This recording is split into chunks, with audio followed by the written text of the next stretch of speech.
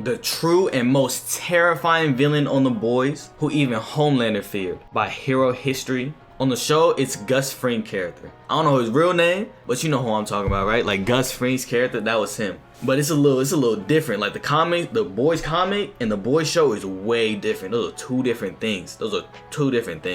And the show is way better. I can't lie, the show is way better than the comics, I swear. Cause Butcher and the Boys, they just taking Compound V too. Like they're pretty much just super as well. So it's like, and they just okay with it. It's not, there's no conflict in it. There's no drama of that. There's no like, oh, are we just like them? It's literally none of that.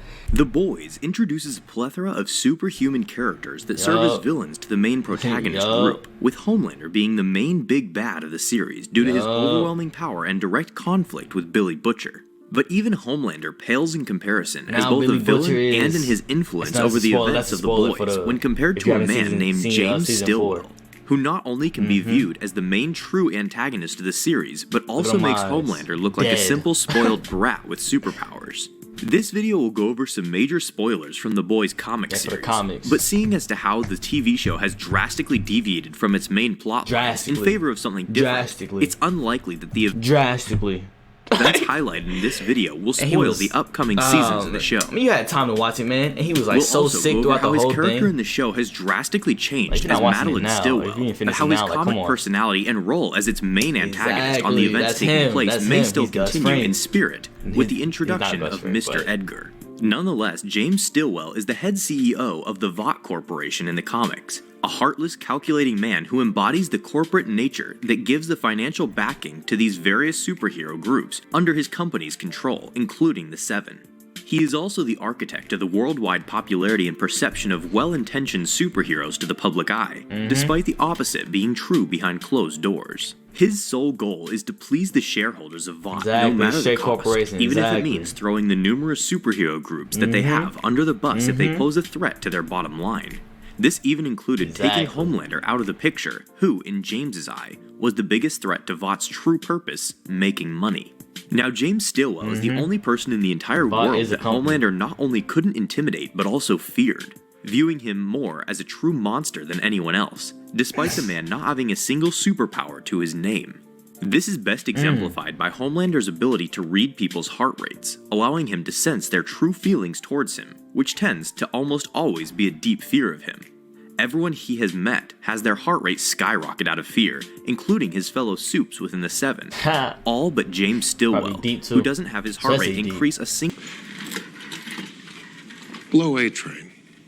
digit, even when faced by an enraged, bloodthirsty Homelander. Such an apathetic, indifferent reaction to his greatness messes with Homelander like nothing else, showing him that James Stillwell is always the one in charge no matter the situation before him.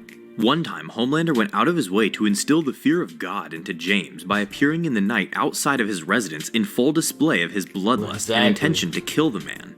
This was after Homelander had begun his goal of taking over the United States with his personal army of superheroes and cut ties with Vought, telling them that they no longer held a leash on him. Despite having an unhinged godlike being right outside of his windows, James still was beyond unimpressed with Homelander's theatrics. Even at that moment, he was more concerned with how Homelander would get through the windows of his place without causing too much noise, as he didn't want to further irritate his headache. Once inside, Homelander did anything to get some form of emotion out of James, unleashing his pent-up rage toward the man over always having to take orders from him, despite having the power to kill him whenever he pleased. But rather than receiving an ounce of care, James simply remained calm and indifferent, his heart beat the exact same as always to Homelander's shock. If anything, James was simply done with Homelander and his existence, no longer keeping the professional mask as his boss and revealing his true feelings toward the soup by simply roasting everything Homelander stood for. He called out Homelander's lack of originality and inability to do anything interesting despite the great amount of power that he was blessed with. That everything he had done as humanity's most powerful being could have been replicated by the lowest form of life had it been given his same powers. He was nothing more than a spoiled, insecure child that should be beyond embarrassed for existing as the way he did. James even went so far as to mock the obvious reason Homelander came, saying how he could save his strength, that he would rather just commit suicide by jumping out the window.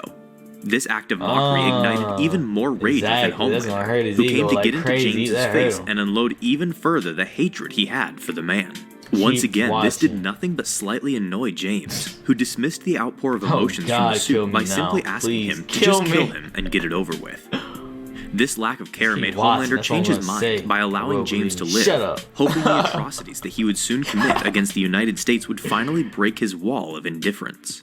And with that, Homelander flew out of the office angered by not being able to do anything to penetrate his former boss's emotional barrier. He was actually gonna kill him too. He was gonna kill him too. I'm like, man, I'm doing it myself, man. Like, I bet if he did jump, Homelander would have saved him. He would have saved him. James simply dismissed everything Homelander said to him, stating to himself that he would have watched what the suit was about to do if something interesting were to happen. Of course, the comic and the show, he knew how predictable Homelander was, even though it's he how didn't different bother it to is, they keep still up got with his similarities. antics. He then Homeland went is a back to child in dealing the with show, Vought's he's a child in the reputation comics. as if nothing had happened. On top of being able to stand up and even put Homelander in his place, James had a role in nearly every conflict that took place in the boys' comic. He subtly orchestrated events with the main goal of saving Vought by removing all the superheroes that kept undermining its image, which included eliminating Homelander as well. He did this by leading Homelander down a self-destructive path of attempting to take over the United States and ultimately the world by pressing just the right amount of buttons on his fragile ego. Although such actions by Vought's very own superheroes would have hurt them in the short term, James was always looking at the long-term consequences of his actions. He realized that the unstable, uncontrollable members of Vought's superheroes were going to lead to its eventual downfall sometime in the future. The quarters were looking bad, man. The quarters were looking bad. Hey, you get rid of them, you get more control. It's gonna look bad 1 quarter, maybe 2, maybe 3, but 4th go back up, 5th, 6th, 7th, 8th. We clean the image, advertise, we do that. Come on, man. So rather than having the corporation slowly burn to the ground, it'd be better to rip off the band-aid now and get it over with, and then move on to replacing its former superheroes with those that could be controlled far more easily. Now, James's ability to stand up to Homelander and his role as a puppet master across the story wasn't the only thing that made him so dangerous, but also the total lack of humanity within him. Throughout the comics, James is seen mentoring a young woman named Jessica Bradley. Not only does he help her rise through the ranks of Vought and give her authority over the Seven's actions, but he also personally comforts her. As a result, he becomes her most trusted friend. She even falls in love with him, and they eventually become sexually active. She discloses some of her greatest emotions when she is stressed to him, with her even believing him to do the same in return, as on some occasions he reveals what she thinks to be some of his vulnerabilities. At first, it appears that Jessica Bradley was the one conduit of James Stillwell being able to express his humanity, in how outside the corporate world he isn't as heartless of a man, and that in his personal life he is able to showcase some of his emotions. But in the end, it is revealed that Jessica was yet another pawn to James, someone who he used as a fall guy to save his own skin when the time came. Following Homelander's attack on the White House and eventual defeat along with his superhero army, Vought came under heavy scrutiny by the public over its heroes attacking the nation. James, of course, saw this coming from a mile away since he helped to orchestrate the entire event from the beginning. As a result, he groomed Jessica throughout her career and put her in charge of the Seven, so that all the blame would be placed on her. Although she did her best to keep them in check and genuinely tried to change them for the better, James manipulated the media to believe it was the other way around. That James had warned her of the Seven's actions when he appointed her, and that she recklessly ignored his advice on them. Following this bombshell revelation, James was let off the hook for much of the blame on Homelander's actions, with it entirely being placed on Jessica. When she realized that she had been used by him, she fell into a major breakdown, pulling her hair out and going nearly insane. By the very end of the boys' comic, in the last issue, James is shown continuing his work as a CEO for a superhero company, though it is unknown if it is a reformed Vought or an entirely new corporation. Nonetheless, he is seen trying to create superheroes without flaws of humanity, making them simply no better than machines that took orders and served their corporate overlords without question. And with that, James Stillwell not only got away with everything in the end, but also continued his goal of creating a product that did nothing but produce a profit for the corporation he headed. In The Boys TV show, James Stillwell is portrayed by Madeline Stillwell, who, as you may have guessed, is nothing like her comic counterpart. Not only does she display genuine humanity towards her newborn, but she also comes to fear Homelander, two things that James could never do.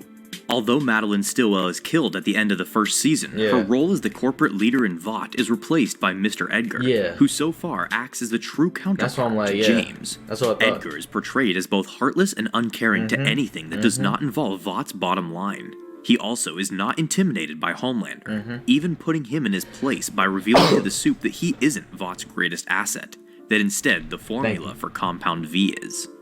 Let us know what you think of James Stillwell from the comics, and if you think Mr. Edgar from the show will follow a similar role as him in the future seasons of the Boys series. I believe so. He should. 100% should. But of course it wasn't her. Like, she's not the version of him. Homelander was sucking off her teeth. Like, you still produce, bro. I ain't gonna lie, bro. I'm like, bro, that milk gotta be sour. Like, that is nasty. Does he have that addiction in the comment? I ain't gonna lie, bro. I don't remember the comment like that, man. I ain't gonna lie, man. I ain't gonna lie. Master manipulator, didn't care. That's what makes you immortal. Facts. Not caring and just like playing with people. That's crazy, bro. That's crazy. That's so messed up, though. That's so messed up. Made a girl insane. Actually, no, manipulating Homelander to take over America. Oh fuck. You know, it's interesting stuff happening with the boys. Yo, the boys. 4 seasons deep. It's still good. You just gotta give it up, man. You just gotta give it up, man. You just gotta clap it up for that. It's amazing. That's amazing. But I'm out. Like, subscribe. Subscribe to Hero History if you aren't already. Yeah, Master Manipulator. Come on, man.